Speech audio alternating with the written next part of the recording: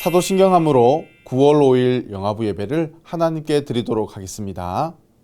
전능하사 천지를 만드신 하나님 아버지를 내가 믿사오며 그 외아들 우리 주 예수 그리스도를 믿사오니 이는 성령으로 잉태하사 동정녀 마리아에게 나시고 본디오 빌라도에게 고난을 받으사 십자가에 못 박혀 죽으시고 장사한 지 사흘 만에 죽은 자 가운데서 다시 살아나시며 하늘에 오르사 전능하신 하나님 우편에 앉아 계시다가 저리로서 산자와 죽은 자를 심판하러 오시리라. 성령을 믿사오며 거룩한 공회와 성도가 서로 교통하는 것과 죄를 사하여 주시는 것과 몸이 다시 사는 것과 영원히 사는 것을 믿사옵나이다. 아멘. 사랑하는 영화부 친구들, 안녕하세요. 지난 한 주간도 잘 지냈나요? 오늘도 온라인으로 영화부 예배를 드리는 우리 친구들과 부모님들을 예수님의 이름으로 환영하고 축복합니다. 7가지 예배 규칙 잘 지키면서 하나님께 최고의 예배를 드리는 영화부 친구들이 되기를 축복합니다. 그럼 하나님께 찬양 드리겠습니다.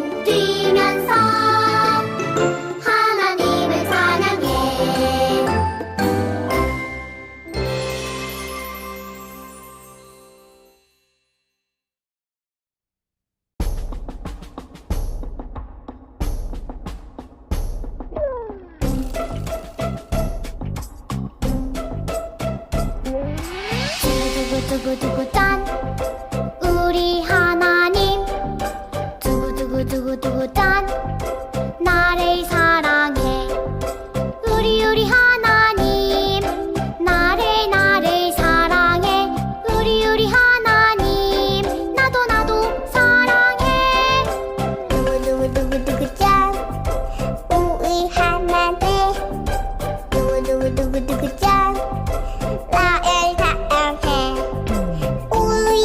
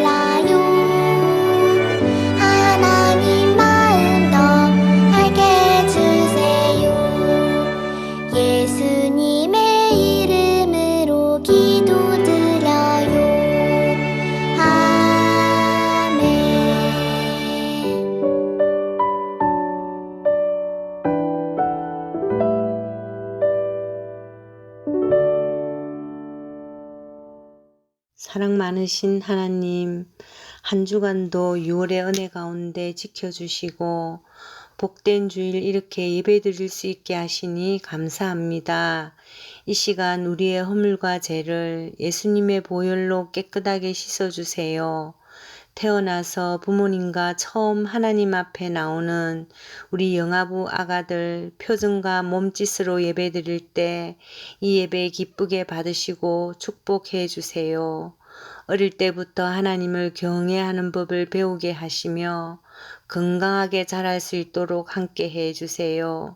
우리 부모님들 아가들 가슴에 품고 믿음과 기도 가운데 하나님 기뻐하시는 귀한 자녀들로 키워내게 해 주세요. 이 시간 우리 대형교회가 하나님 앞에 기이 서임받는 교회 되게 하시니 감사합니다. 이 어려운 시기에 교회를 이끌어 가시는 담임 목사님에게 성령의 충만하심과 하늘의 지혜를 허락하여 주셔서 맡긴 사명 잘 감당하게 하옵소서. 오늘도 말씀 전하시는 권두건 목사님 성령으로 강건케 하시고 준비하신 말씀 잘 전하게 하시며 우리들의 마음에 순종의 열매 맺는 귀한 시간 되게 해 주세요. 영아부 선생님 한 분 한 분 기억하여 주시며 맡은 사역 감사함으로 잘 감당하게 하시며 저들의 가정과 직장과 사업 위에 함께하여 주세요. 감사드리며 거룩하신 우리 주 예수님의 이름으로 기도드렸습니다. 아멘. 오늘 함께 나눌 하나님의 말씀은 시편 1편 1절에서 6절까지의 말씀인데요. 1절과 2절의 말씀만 함께 읽도록 하겠습니다. 복 있는 사람은 악인들의 꾀를 따르지 아니하며 죄인들의 길에 서지 아니하며 오만한 자들의 자리에 앉지 아니하고 오직 여호와의 율법을 즐거워하여 그의 율법을 주야로 묵상하는도다. 목사님을 따라합니다. 하나님은 항상 선하시고 늘 나와 함께 하십니다.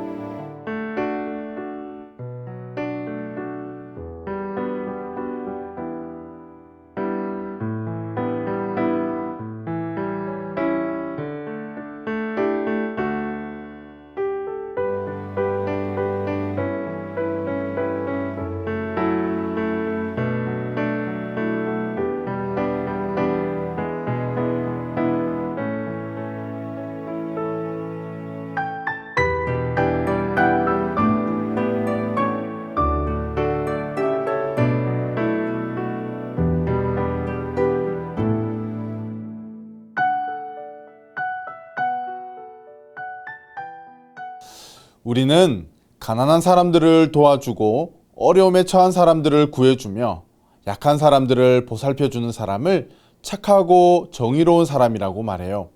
하지만 하나님의 말씀인 성경은 내가 착한 행동을 했기 때문에 의로워지는 것이 아니라 하나님만이 우리를 의롭게 하실 수 있다고 말씀하세요.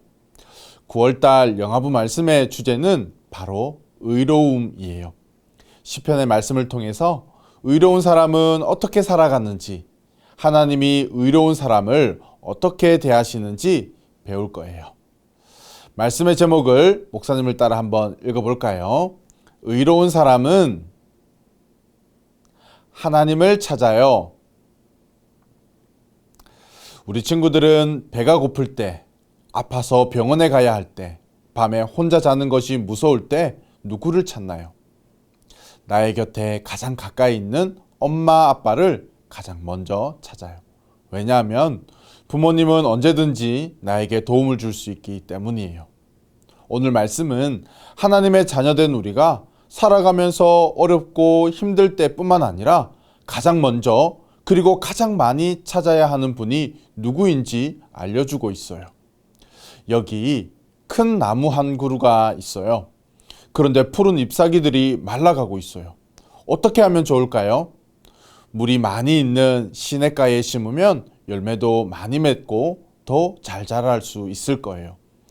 푸른 나무가 물 없이는 살 수 없듯이 하나님의 아들, 딸인 우리도 하나님 없이는 단 하루도 살 수 없답니다.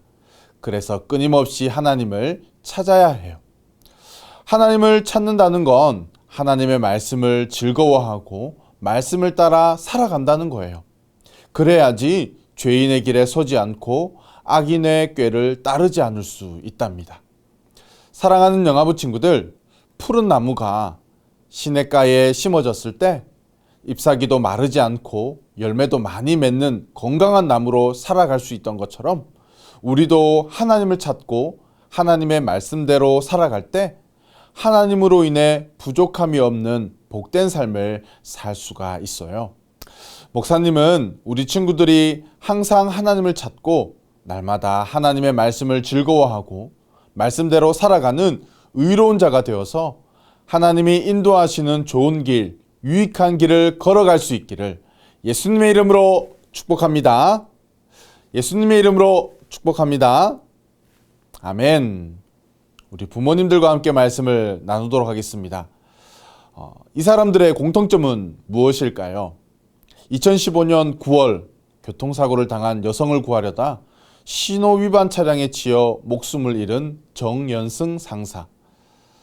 36년간 영유아 119명을 양육한 국내 최장기 위탁모 봉사자인 전옥래 씨. 48년간 무료 진료 봉사의 길을 걸어온 고영초 건국대 교수. 95세의 고령에도 34년 동안 서울 영등포구 무료 급식소에서 주 5일간 하루도 빼놓지 않고 봉사를 이어온 정희일 할머니. 매일 아침 등굣길 아이들에게 무료로 빵을 나눠온 제빵사 김쌍식 씨. 이들의 공통점은 바로 LG그룹으로부터 의인상을 받았다는 것입니다. 우리나라를 대표하는 회사인 LG그룹은 국가와 사회 정의를 위해 자신을 희생한 의인에게 기업이 사회적 책임으로 보답한다는 고 구본무 회장의 뜻을 반영해 2015년 의인상을 제정하여 매년 이 상을 수여하고 있습니다. 자신을 희생하면서까지 올바른 행동을 한 사람, 정의로운 행동을 한 사람을 우리는 의인이라 부릅니다. 그러나 성경에서 말하는 의인은 조금 다른 의미입니다. 오늘 본문의 말씀은 복 있는 사람은 이라고 시작합니다.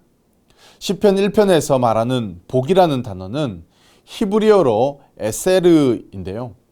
옳고 곧고 정직하고 반듯하여 행복하다라는 아샤르에서 유래된 말입니다. 곧 복 있는 사람이라는 말은 하나님의 말씀을 따름으로 옳은 대로 행하고 정직하게 행함으로 고든 삶을 살고 이로 인해 행복한 사람을 말합니다. 또한 오늘 본문에서 복 있는 사람을 의인이라고 표현하기도 합니다.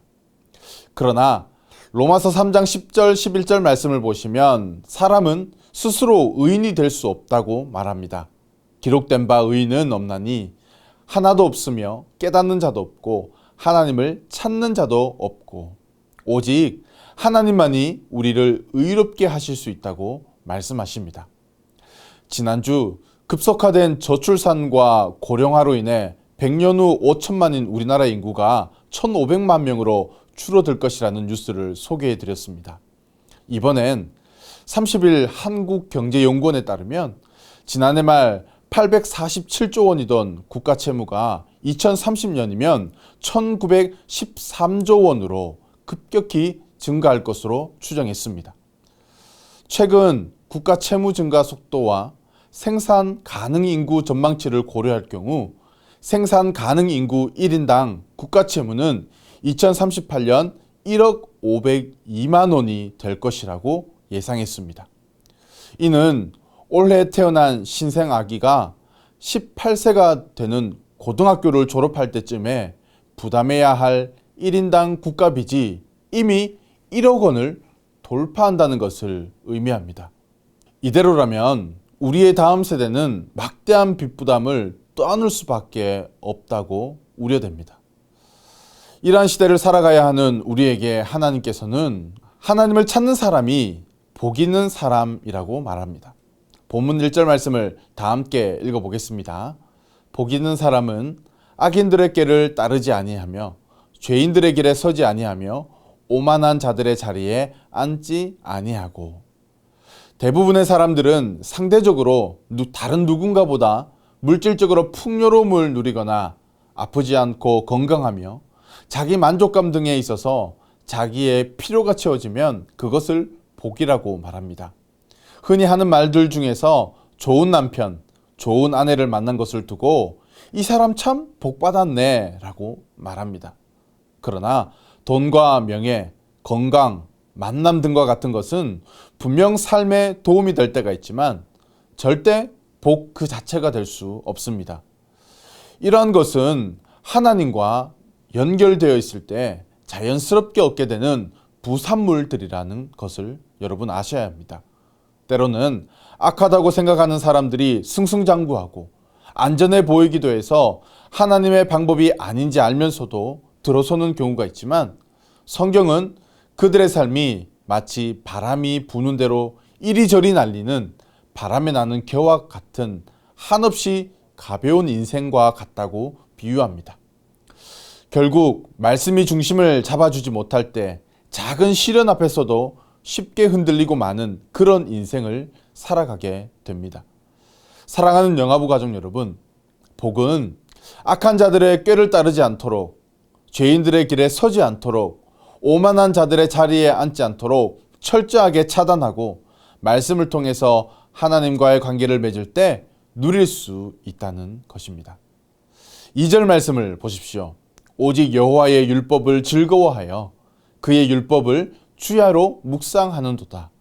결국 나무에게는 시냇가에 흐르는 물이 중요하듯이 하나님과 깊은 관계를 맺으며 날마다 하나님을 찾는 자가 진짜 복 있는 사람이 되는 것입니다. 말씀을 정리하면서 우리가 전자기기를 사용할 때 요즘 많이 사용하는 기능이 와이파이 혹은 블루투스 기능입니다. 이러한 기능이 있어도 내가 사용하고자 하는 기기와 연결이 되어 있지 않으면 아무것도 할 수 없는 것처럼 성경에서 말하는 복 있는 사람은 누구와 관계를 맺는가 하는 것을 중심으로 이루어져 있습니다. 여러분은 하나님과 잘 연결되어 있습니까? 시편 72편 28절 말씀은 이렇게 말합니다. 하나님이 가까이함이 내게 복이라. 사랑하는 영아부 모든 가족들이 날마다 하나님을 찾고 그의 율법을 즐거워하고 주야로 묵상함으로 이 어려운 시대에 복 있는 사람으로 의로운 삶을 살아내는 저와 여러분들이 되시기를 예수님의 이름으로 축복합니다. 예수님의 이름으로 축복합니다. 아멘. 오늘 들은 말씀을 생각하시면서 너는 시냇가에 심은 나무라 함께 찬양할 때 자녀들을 품에 꼭 안아주시고요. 마음껏 축복해 주시기 바랍니다. 오늘도 함께 예배 드릴 수 있어서 감사합니다. 다음 주 이 시간에 함께 모여 예배하겠습니다. 안녕히 계세요.